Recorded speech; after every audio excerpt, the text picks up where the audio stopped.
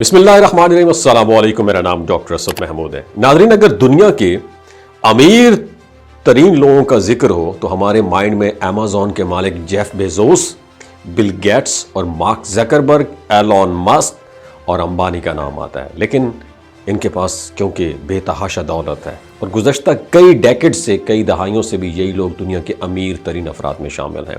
ان لوگوں کے پاس اتنی دولت ہے کہ اعداد و شمار سے ہٹ کر اگر سادہ زبان میں آپ کو بتائیں تو آپ حیران رہ جائیں گے۔ دنیا کے 9 امیر ترین لوگوں کے پاس جو دولت ہے، اتنی دولت پوری دنیا کے غریب ترین 4 ارب لوگوں کے پاس بھی نہیں ہے۔ ناظرین، کیا یہ امیر ترین لوگ تاریخی انسانی کے امیر ترین لوگ ہیں جو انسانی تاریخ ہے، یا تاریخ میں ایسے لوگ بھی گزرے ہیں جن کی دولت ان سے کہیں گنا زیادہ تھی؟ اور آج کی ویڈیو میں ہم آپ کو ایک ایسے مسلمان بادشاہ سے انٹروڈیوس کروانے جا رہے ہیں جس کے پیچھے فیس بک، ایمیزون، ایپل اور علی بابا جیسی دنیا بھر میں کاروبار کرتی کوئی کمپنی اس کے قابل نہیں تھی، بلکہ وہ انفرادی طور پہ اتنا امیر تھا کہ آج کے ترقی یافتہ دور میں بھی اس کی دولت کا صحیح اندازہ لگانا ناممکن ہے۔ جی بالکل دوستو، ہم بات کر رہے ہیں تاریخ انسانی کے اس امیر ترین انسان منسا موسیٰ کے بارے میں۔ دنیا اسے منسا موسیٰ کے نام سے جانتی ہے۔ منسا موسیٰ سلطنت مالی کا سب سے مشہور اور نیک مسلمان حکمران رہا ہے، جس نے سن 1312 عیسوی سے لے کر 1337 عیسوی تک حکومت کی ہے، اور اسے نہ صرف قرون وسطیٰ بلکہ انسانی تاریخ کا سب سے دولت مند انسان قرار دیا گیا ہے۔ اس کے عہد میں، دور حکومت میں، مالی کی سلطنت اپنے بالکل نقطہ عروج تک پہنچ چکی تھی، اور مالی کی حدود مشرق میں گاؤ اور مغرب میں بحر اوقیانوس اور شمالی میں تقاضا کی نمک کی کانوں سے اور جنوب میں ساحلی جنگلات تک اس نے ایکسپینڈ کیا ہوا تھا۔ اور آج کی مالی کی بات کی جائے تو آج کی مالی Mauritania, گانی، Senegal, Burkina Faso, Chad اور نائجیریا وغیرہ کا علاقہ اس وقت منسا موسیٰ کی سلطنت کا حصہ ہوا کرتا تھا۔ منسا موسیٰ امیر آف مالی سے کہا جاتا تھا، یعنی lord of the mines of Wangara جیسے القابات سے یہ انسان مشہور تھا۔ انہوں نے مالی کی سلطنت پر اس دور میں حکومت کی جب وہ معدنیات اور بطور خاص سونے کے ذخائر سے مالا مال تھا۔ ناظرین، یہی وہ وقت تھا جب پوری دنیا میں سونے کی مانگ اپنی پیک پر تھی، اور اس کا اصل نام موسیٰ کیتا اول تھا، مگر تخت نشین ہونے کے بعد وہ مانسا موسیٰ کہلایا، جس کا مطلب ہے بادشاہ۔ مانسا موسیٰ کی دولت کا آج کی دور میں تخمینہ لگانا بہت مشکل ہے، پھر بھی ایک اندازے کے مطابق ان کی دولت تقریباً 400 ارب امریکی ڈالر کے برابر تھی۔ ناظرین، منسا موسیٰ کے دور حکومت کی مشہور ترین کہانی ان کا دورہ حج ہے۔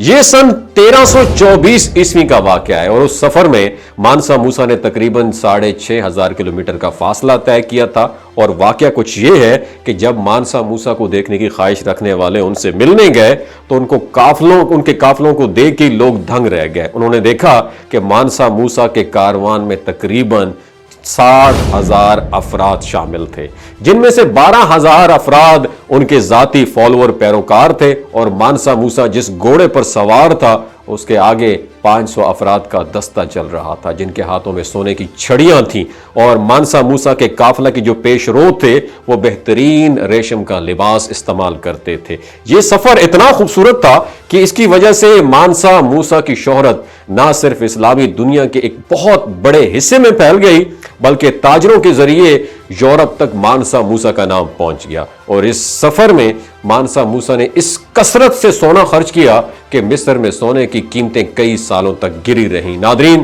اس زمانے میں غالباً مغربی افریقہ کے اس علاقے میں سونا بہت زیادہ پایا جاتا تھا جہاں موسیٰ کی حکومت تھی۔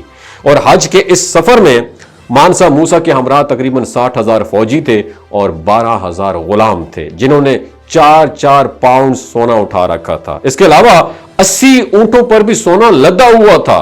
ناظرین، اندازہ یہ ہے کہ منسا موسیٰ نے تقریباً 125 ٹن سونا اس سفر میں خرچ کیا، اور اس سفر کے دوران وہ جہاں سے بھی گزرا غرباء اور مساکین کی مدد کرتا رہا، اور ہر جمعے کو ایک نئی مسجد بھی بنواتا رہا۔ مانسا موسیٰ اس قدر فراخ دل تھے کہ جب مصر سے گزرے تو یہ کہا جاتا ہے کہ انہوں نے غریبوں کو اتنا ڈونیٹ کیا کہ اس علاقے میں افراط زر ہو گیا۔ مانسا موسیٰ مکہ معظمہ میں ایک اندلسی معمار ابو اسحاق ابراہیمی کو اپنے ساتھ لایا، جس نے بادشاہ کے حکم سے گاؤ اور ٹمبکٹو میں پختہ اینٹوں کی 2 مساجد اور ٹمبکٹو میں ایک محل بھی تعمیر کروایا، اور مالی کے علاقے میں اس وقت پختہ اینٹوں کا رواج بھی نہیں تھا۔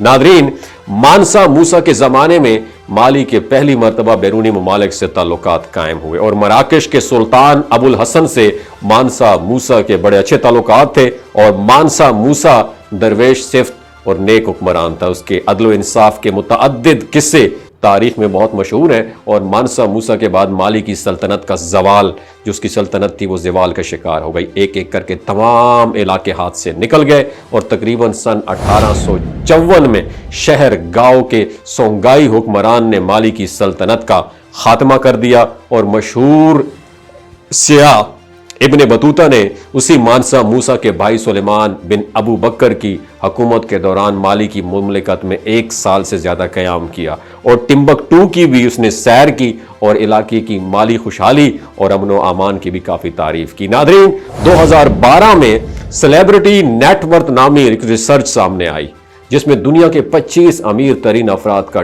ذکر کیا گیا، اور مانسا موسیٰ کا نام اس فہرست میں آج بھی سب سے ٹاپ پر ہے، اور اس کے بعد ایلون مسک کا دوسرے نمبر پر نام ہے، اور مانسا موسیٰ کے اثاثوں کی کل مالیت ان کے انتقال کے وقت تقریباً $400 بلین تھی، جس کا آج تک کوئی مقابلہ نہیں کر سکا۔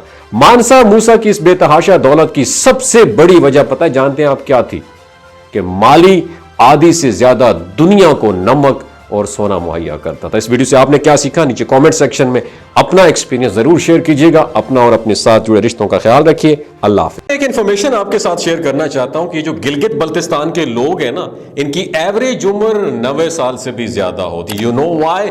کیونکہ یہ لوگ شلاجیت استعمال کرتے ہیں۔ شلاجیت کے اندر 85 منرلز ہوتے ہیں۔ اگر آپ چیزوں کو جلدی بھول جاتے ہیں، آپ مردانہ کمزوری محسوس کرتے ہیں اور اولاد جیسی نعمت سے محروم ہیں، آپ کے سپرم کاؤنٹ کم ہے، ٹیسٹوسٹیرون ہارمون امبیلنس ہے، آپ سدا بہار جوان نظر آنا چاہتے ہیں، خون کی کمی کو دور کرنا چاہتے ہیں، ہڈیوں جوڑوں کے دردوں سے نجات حاصل کرنا چاہتے ہیں، موٹاپا کم کرنا چاہتے ہیں، تو شلاجیت ضرور استعمال کریں۔